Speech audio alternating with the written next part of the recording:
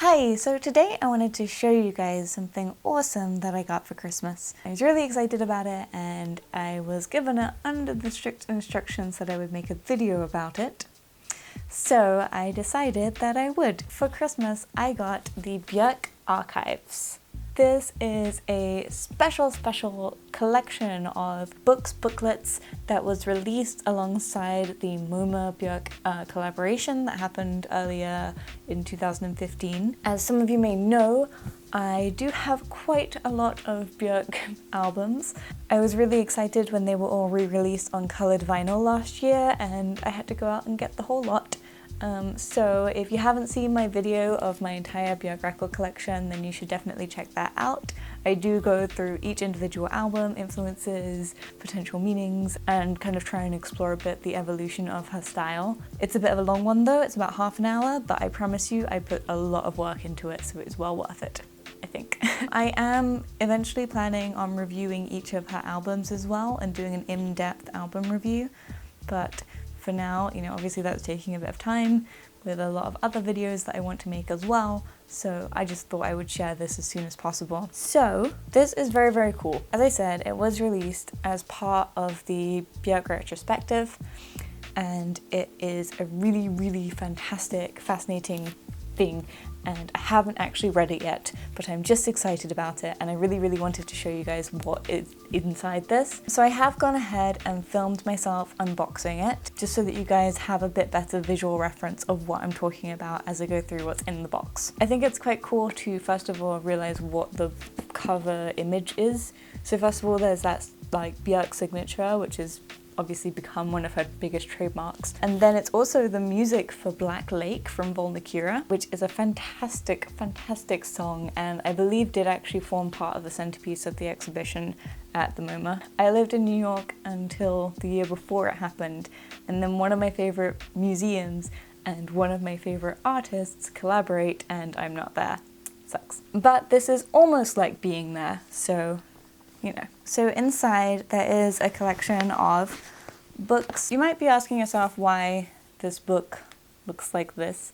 I think that it is meant to look a lot like a music manuscript, like when you buy a songbook and you can play the music from it, particularly because a lot of these do have the scores from Björk's albums. The first one is an introduction by Klaus Beisenbach. It tells you that these were designed at in Paris. This whole book introduces what these archives are. It kind of feels like a book of essays, I suppose, except that each individual essay is given its own book. The next one is Beyond Delta, The Many Streams of Björk by Alex Ross. Alex Ross is quite a famous music journalist. This is the first one where you have manuscript on the actual cover of it, and it's for pagan poetry. If I could read music a little better, then I might be able to play this. Oh, actually, I've just realized what this is.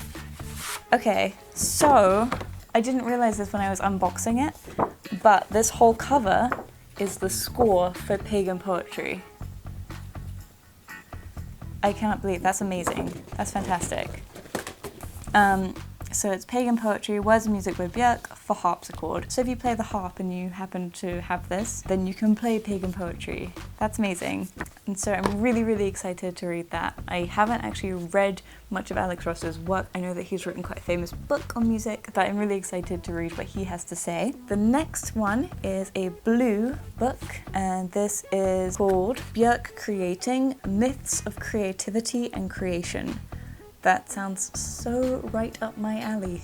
And it's by Nicola Dibben. And the manuscript on this one is for All Is Full of Love for Celeste. I believe a celeste is a type of instrument, like quite an oldie-fashioned instrument. It's also got the lyrics on all of these, so even if you just wanted to kind of try and sing it, you could.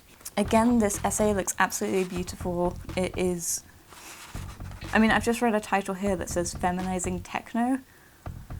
I know what I'm reading tonight. This looks fantastic. The third book is This Huge Sunlit Abyss from the Future Right There Next to You. And it's emails between Björk and Timothy Morton in October 2014, edited by James Merry. The cover is Aurora for harpsichord. And okay, so this one is really cool. It is just like a correspondence between them just of their emails. Björk is saying, next year there will be a MoMA exhibition on my work, including a book. I was wondering if you'd be interested in taking part in it. Warmth, Björk. And so I guess this is just like what they were talking about, and their conversation kind of just became the book, which is really cool. And there's pictures in there as well. So the final book, number 5, is The Triumphs of a Heart, a psychographic journey through the first 7 albums of Björk. This is like a really big music book, and the song is Cover Me, except that it's just like that and that, so it doesn't really fold out that much. This looks really, really beautiful. It is full of photos, images of Björk, and yeah, it is just a proper journey through all of her albums. And I think that actually this is going to be incredibly helpful as I'm working on my longer reviews, because this is actually going through each of her albums and like what was going on in her mind. Wow. Beautiful. I'm seriously going to be referencing this in every single Björk review. I hope you guys know that. And then the final thing in here is really beautiful as well. This is a poster of stickers, and it is all of Björk's releases, like every cover album art that she's done. It's only her stuff as Björk. It's not anything from before then when she was performing with different bands, or like from her very, very first album. This is cool because it's a poster, but they are all actually removable stickers. I suppose, I mean, I don't think I'm going to be removing the stickers just because I like the way that it looks all together, but I suppose that would be cool as well to use them on stuff, I guess. I like the way as well that this shows that Björk thinks of her album covers as being a progression, like an artistic progression, and also that they are as important to her as the music itself that's like on the albums, because that's something that I've felt for a really long time, is that, you know, for Björk it's an entire artistic experience. So it's really cool to see something that she's created and curated herself, where she's putting as much of an importance on her artistic evolution. Particularly even just connecting the albums, that's cool. So that is everything that was in the Björk Archives. I'm really excited to start reading it, and I hope that you guys are interested in like what was in it. It's just really cool. It's one of those things where every aspect of it has been so designed and so much thought has gone into it that even just like looking at it and like touching it is like exciting for me. I don't think that I'm gonna make like a video review of it after I finish it. I might write a blog post over on my blog catiewahwah.com, just because I feel like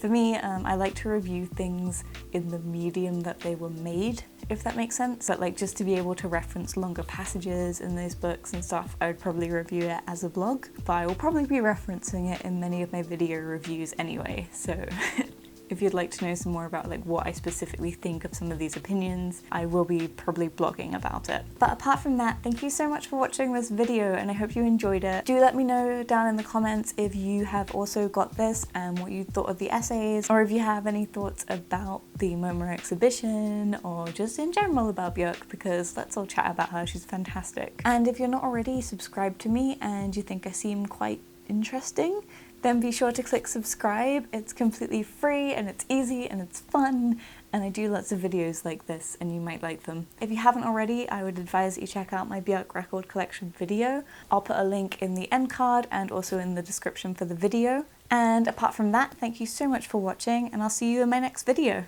Bye! This year I did things a bit differently. I did go to Rough Trade East again, but instead of waking up at like 6 AM, I woke up at 3 AM and we drove into East London. We got in the queue at like 4:40 AM, I think, and basically stood and queued in the dark and had a lot of fun standing around